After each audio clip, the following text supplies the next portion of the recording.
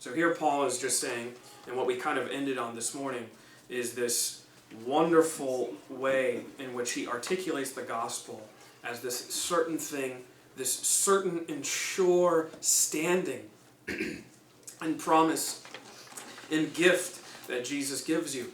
Not something that you have to discover or figure out or maneuver your way through. It is something that is certain and sure that Christ has done for you. And this is the life you're now called to live. Again, and then we'll open it up. That verse in verse number 6 where he says, therefore as you received Jesus Christ the Lord. Again, what is so packed there is, what's packed into that little phrase is so important. This idea that what you received is what you were taught before. It alludes to chapter 1 verse 5 where he talks about, of this you have heard before. That what you received is the same thing that you heard before in the word of truth, the gospel.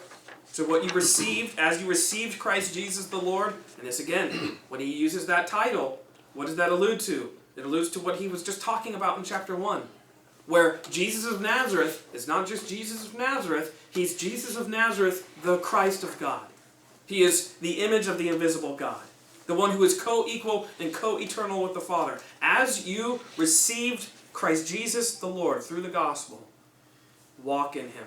And that idea of so walk in him, when he says that, it means continue. So, quite literally, he's telling them to continue in the way in which you received Christ. Rooted in him, built up in him, and established in the faith. Again, he iterates it. Just as you were taught. The way to abound in thanksgiving is to not leave what you were first taught. And again, this is really important because and maybe it's just a mindset that I have. Maybe you don't have this, but so I'll just confess it, is that there's this idea that we get the gospel and then we can move on to more important stuff. We can move into the better, more important, the nitty-gritty details of the Bible. And actually Paul's telling them, no, you move in deeper into the gospel as you live. It's not something you escape from. It's something that you find out envelops your whole entire life. And this is what causes you to live the life that Christ has called you to live. It's being enveloped in that good news. So